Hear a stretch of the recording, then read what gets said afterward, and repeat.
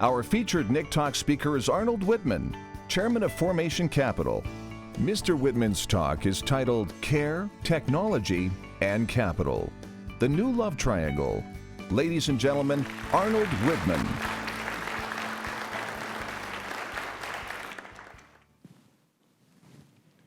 "25 years ago, the founders of NIC had a great idea.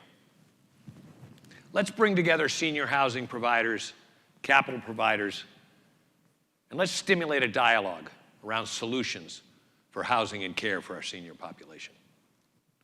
And while we're at it, why don't we make a case for a new real estate asset class called seniors housing and care?" Now think about that.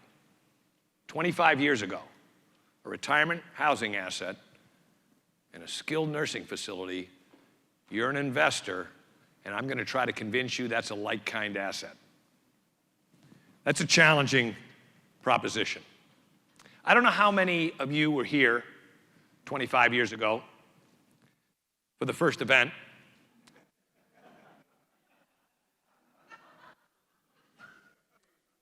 I was here. Bob Kramer was here. We were having a hard time getting our point across. You can imagine. I don't know if it was Bob's long-winded nature or the fact that nobody really cared what I had to say. But the reality was, it was really challenging to get our message across, to really build our platform. And here we are, 25 years later. It's extraordinary. Really, it's extraordinary. And as I've watched the 25 years go by, and I've watched the integration of the research and the data. In the last 5 years, we've started to reach outside the walls of our business to service and ancillary businesses, hospice, home care, rehabilitation. In the spring, we'll have our first care coordination conference. And we broaden this platform. We broaden our community. And it's become extraordinarily powerful. And as I stand here today, to me, there are three major trends that are taking place that are offering tremendous opportunity for us and our industry in the future. Everybody knows about demographics, right? I mean, you can go to the corner and speak to the dry cleaner and he knows about demographics. Healthcare reform and the transformation of our healthcare system is the biggie for me. We're changing our healthcare system from a reactive to a proactive, preventative system, right? Where's all the money being spent in our healthcare system? On our seniors. Excuse me. So all of a sudden, we go to this population health management dynamic, this capitation dynamic, and this personalization approach to care. How do we prevent chronic illness? How do we prevent people from going into hospitals? How do we prevent people from being readmitted to hospitals? It becomes much more of a holistic approach to healthcare. And the beneficiary, I would say, is the senior provider. I'm going to make a proposition today that the greatest opportunity because of those, and I apologize, number 3 I left out, which is maybe one of the most important, cost. How are we going to pay for this, right? How are we going to pay for it in that time? But I bring this up to talk about what I think is the greatest opportunity ahead of us, or certainly one of the greatest opportunities ahead of us, and that's technology. All right? Technology, I don't know about the rest of you, but I'm tough. I can get the on and off stuff and the send button, but beyond that, it gets challenging. There's a lot of apprehension about technology, right? I have a 6-year-old daughter. Came home about 2 months ago, and she said, "Dad, I saw this virtual bear on television, and if we get this bear, you can send me voice messages when you travel, and I'll get them on the bear, and I can send messages back." I'm thinking, this is fantastic, right? This is great. Bought the bear. Bring the bear home, read the directions, download the Bluetooth, download the app, set up the Bluetooth. Off I go on the trip. I get to the hotel room that night. I'm all excited. I'm sending this beautiful, I love you, Sydney, and, I send the message. When you send a message, a red light goes off on the bear's paw. The red light goes off. My daughter goes to retrieve the message. She's all excited. And it doesn't work. It doesn't work. How frustrating. It was heartbroken. So I come home, we do the whole thing all over again. This time I don't leave. I basically stay home and try to make this thing work. I got so frustrated. It's like, get this. I didn't want to have anything to do with it. Imagine if it's a senior. Wait a minute, I am a senior. Imagine if it was a maturer senior. No, I'm not sure it captures it either. The point being, very challenging. It's that frustration we have. Contrasting story. My partner, Katie Fike, founder of Aging 2.0, has a father in his 80s. He's got some challenges. She cares deeply for him.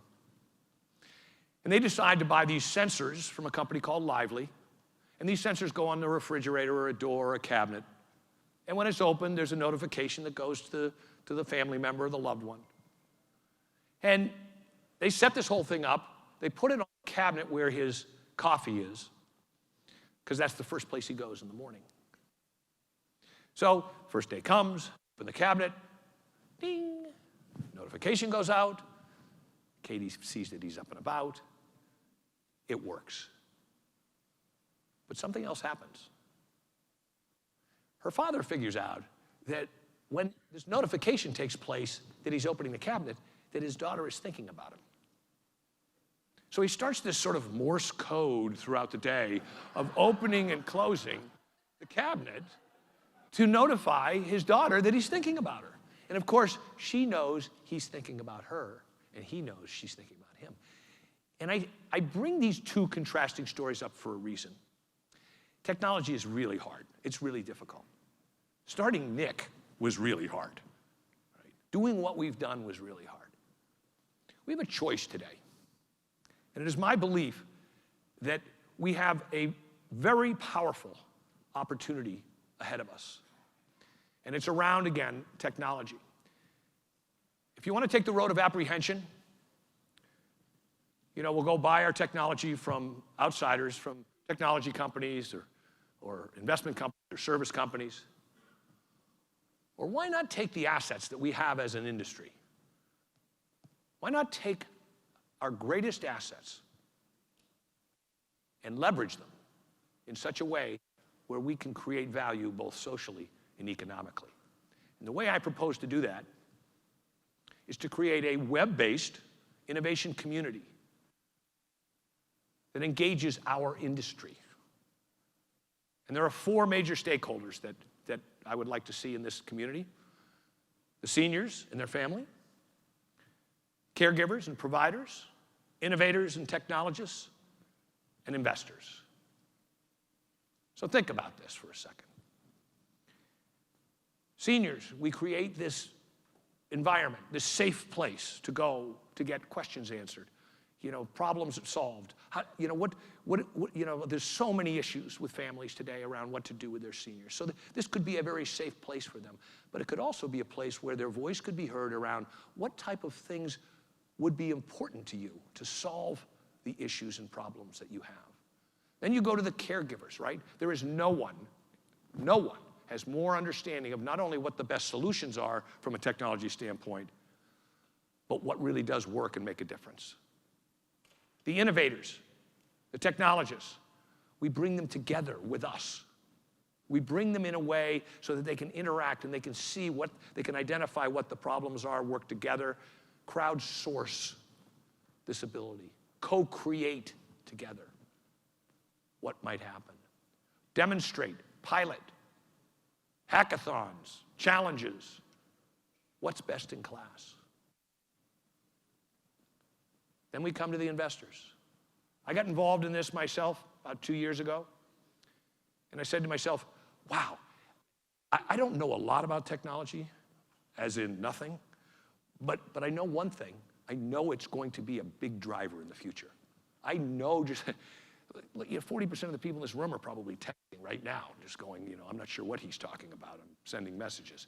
But the whole idea of getting a front row seat in front of the development and the innovation that could take place with our community embracing those innovators. If we do this right, I believe that we could create an infrastructure here that all ships would pass through our port, in the fact that outsiders, people that are technologists are coming up with ideas who think they, Ashton Kutcher's out there thinking he knows what to do for seniors, Martha Stewart. I propose we know best. Our industry knows best what the real solutions are here. The most exciting part of this to me comes down to the capitalization model that I'd like to bring together here.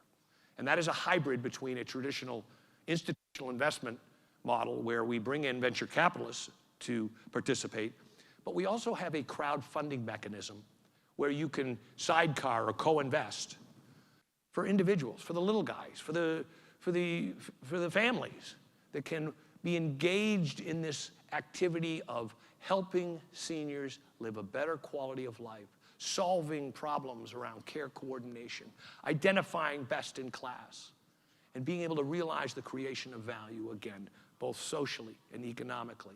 And what better way than to be able to participate in that creation of value on both ends of the spectrum?